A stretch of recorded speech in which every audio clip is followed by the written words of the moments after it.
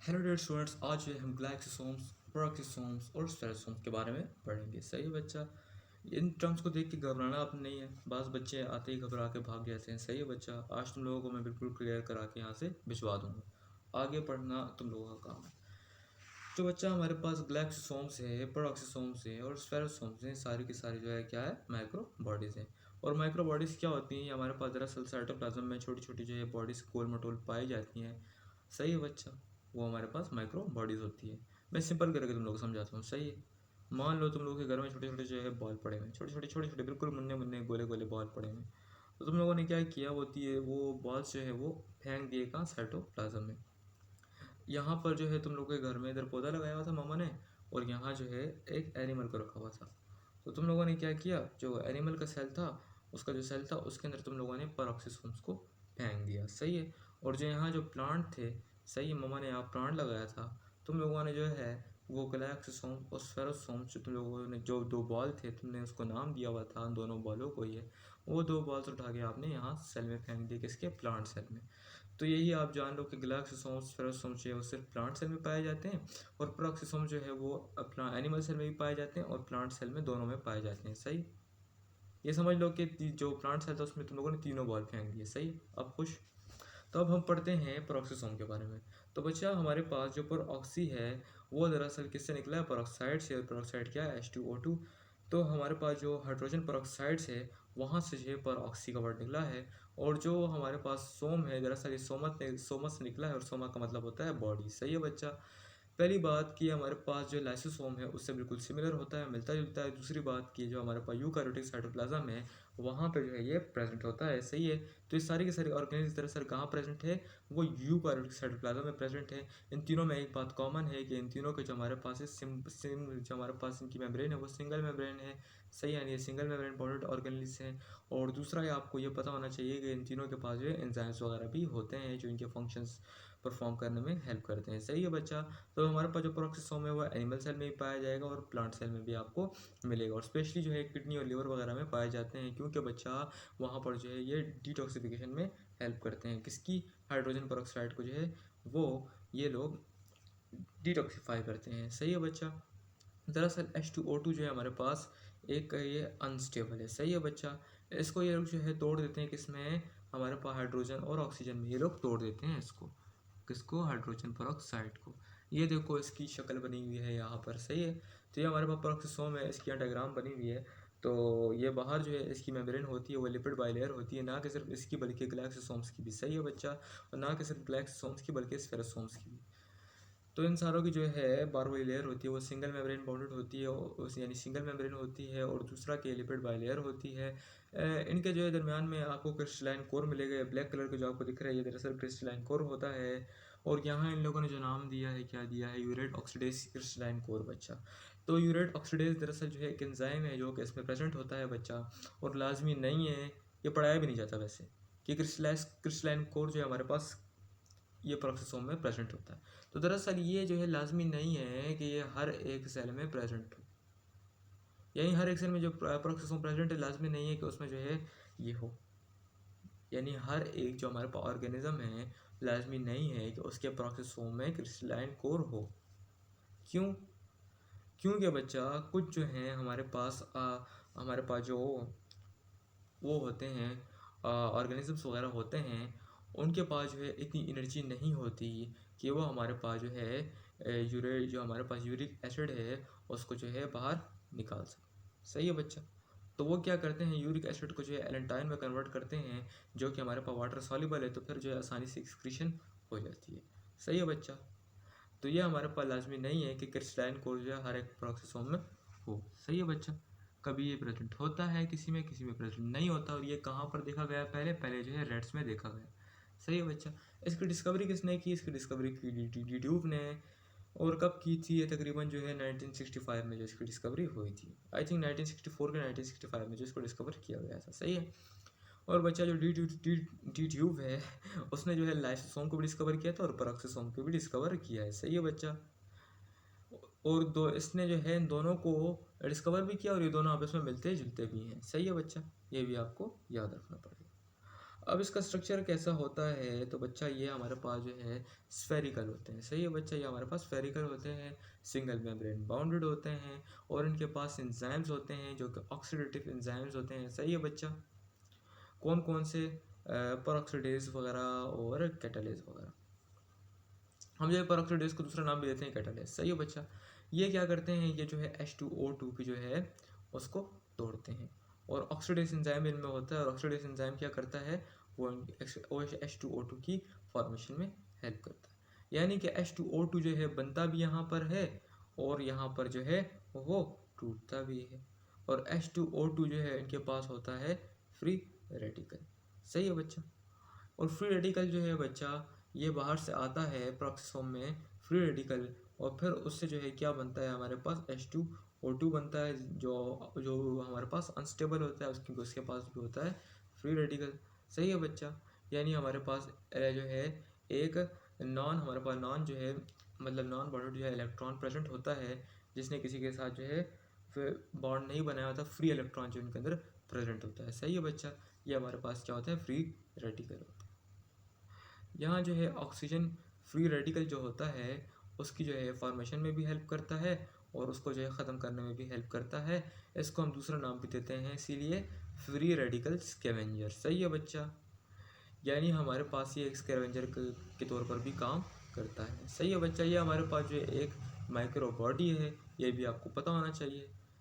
आपके दिमाग में एक सवाल बार बार आ रहा होगा कि आज मेरा लेक्चर इतना डिम डिम क्यों जा रहा है। सही है, हमेशा जो है मैं चीखना मार मार के बोलता हूँ इतना डिम क्यों हो गया है। दरअसल बच्चा यहाँ जो है रात के 1 बज रहे हैं और मेरी आंखें बिल्कुल बंद हो रही हैं, लेकिन हमने लेक्चर को आज कंप्लीट करना है और आपको पूरा का पूरा ये समझाना है। सही है बच्चा, इसकी केमिकल कंपोजिशन क्या है, प्रोटीन से मिलकर बना है, लिपिड से मिलकर बना है। सही है बच्चा, एंजाइम से मिलकर बना है, ये आपको याद रखना पड़ेगा। सही है बच्चा, और बच्चा एक और आपको जो है बात याद रखनी पड़ेगी कि जो पेरोक्सिसोम है उसकी जो मेम्ब्रेन है बच्चा, उसमें क्या होता है, उसमें जो है आपको एक चैनल भी मिलेगा जिसको हम ट्रांसलोकॉन कहते हैं। वैसे उसको हम ट्रांसलोकॉन कहते हैं या सिंपल जो है ट्रांसफ़र चैनल भी आप उसको कह सकते हो। सही है बच्चा, दरअसल इसमें होता है क्या है, चैनल से जो है बाहर जो एंजाइम्स वगैरह होते हैं साइटोसोल से, वहाँ से जो एंजाइम्स होते हैं वो पेरोक्सिसोम में आते हैं। सही है बच्चा, फिर ये पूरा फिनोमेना है कि कैसे आते हैं कैसे नहीं आते। दरअसल ये आते हैं, सही है बच्चा, उसके अंदर और फिर वहाँ पर जो है ये प्रेजेंट इसीलिए होते हैं। सही है बच्चा, आते कहाँ से, ट्रांसलोकॉन से आते हैं और ट्रांसलोकॉन क्या है, एक चैनल है। सही है बच्चा, और कहाँ पे प्रेजेंट होता है, उसकी मेम्ब्रेन पे प्रेजेंट होता है। अब आगे इसके फंक्शन क्या है बच्चा, ये जो है हमारे पास एक सिग्नलिंग वगैरह में हेल्प करता है और break down of hydrogen peroxide में हेल्प करता है, आपको मैंने बताया है। और क्या करता है बच्चा, H2O2 जो है हमारे पास एक टॉक्सिक से सब्सटेंस है, उसकी जो है उसके जो कोरोसिव इफेक्ट्स हैं वगैरह हैं, सही है, उससे जो है सेल को महफूज रखता है। सही, जो नुकसानदेह उसके इफेक्ट्स वगैरह होते हैं उनसे जो है ये महफूज रखता है किसको, सेल को। दूसरा ये हमारे पास जो प्लांट लीव्स होते हैं उसमें ये फोटो रेस्पिरेशन में हेल्प करता है।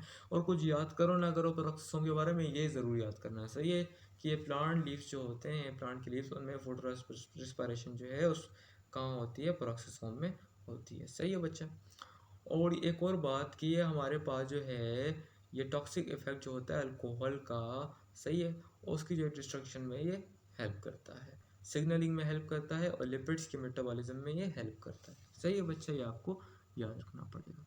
और स्फेरोसोम्स क्या होते हैं, सही है बच्चा, स्फेरोसोम्स भी जो है ये हमारे पास जो प्लांट वगैरह होते हैं वहाँ पर ये प्रेजेंट होते हैं।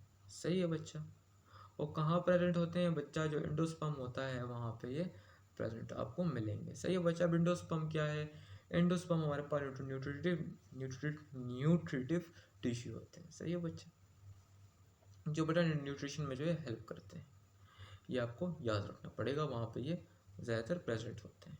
और ये हमारे पास ऑर्गेनली है जो कि साइटोप्लाज्म में प्रेजेंट होती है सिर्फ प्लांट सेल के।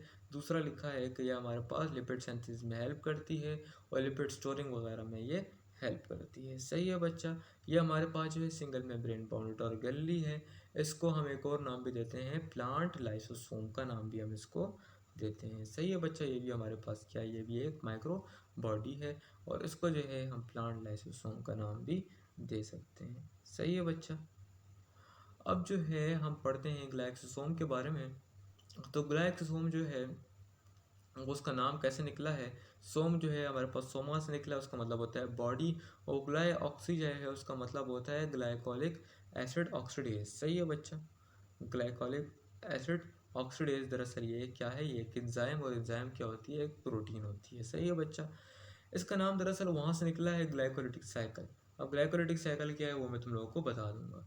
जो तुम लोगों ने पेरोक्सिसोम पढ़ा था, सही है बच्चा, पेरोक्सिसोम क्या करता था, एक और फंक्शन भी था पेरोक्सिसोम का, बीटा ऑक्सीडेशन। सही है बच्चा, बीटा ऑक्सीडेशन। अब बीटा ऑक्सीडेशन क्या होती है, दरअसल जो हमारे पास फैटी एसिड बीटा ऑक्सीडेशन है वो ये होती है कि जो हमारे पास फैटी एसिड्स हैं, सही है बच्चा, उनको ये किस में कन्वर्ट कर देते हैं, उनको जो है ये हमारे पास एसिटाइल कोएंजाइम में कन्वर्ट कर देते हैं, और फिर एसिटाइल कोएंजाइम जो है वो क्रिप्स साइकिल में एंटर हो जाती है। क्रिप्स साइकिल या आप इसको सिट्रिक साइकिल कहते हो या ट्राई, या कोई भी इसका अपने जो है नाम होते हैं। सही, अब क्रिप्स साइकिल क्या है, क्रिप्स साइकिल जो है मैं आपको फिर 4th चैप्टर में पढ़ा दूंगा, आगे चैप्टर आएगा उसमें मैं आपको ये पूरा क्रिप्स साइकिल जो है क्लियर कर दूंगा। सही है बच्चा।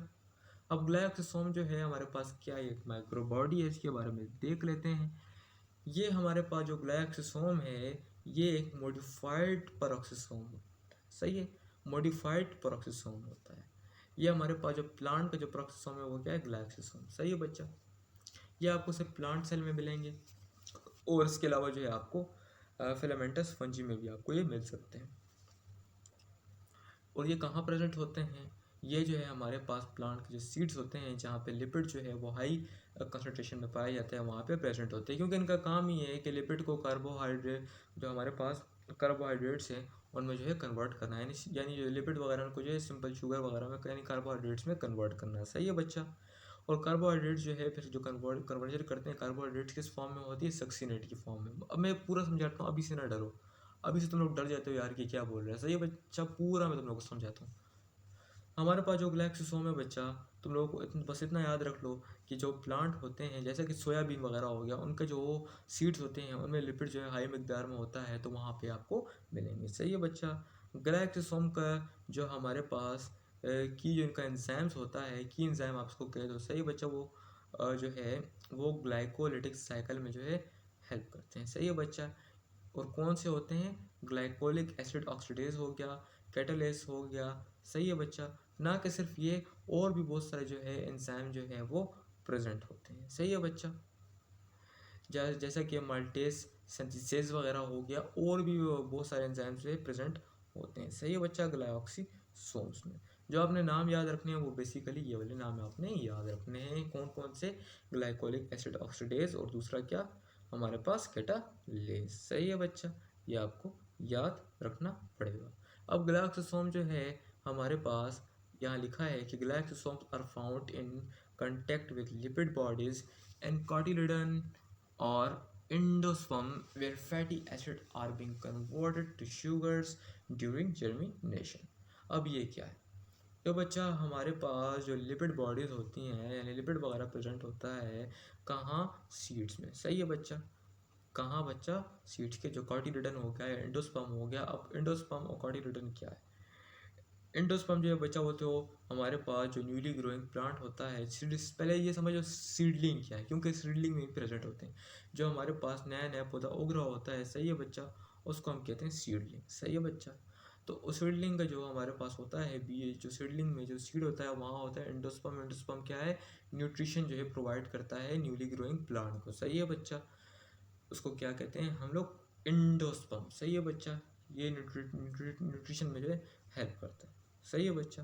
तो एंडोस्पर्म में जो है प्रेजेंट हो सकता है, या ये हमारे पास जो कॉटिलेडन है वहाँ पे प्रेजेंट होगा।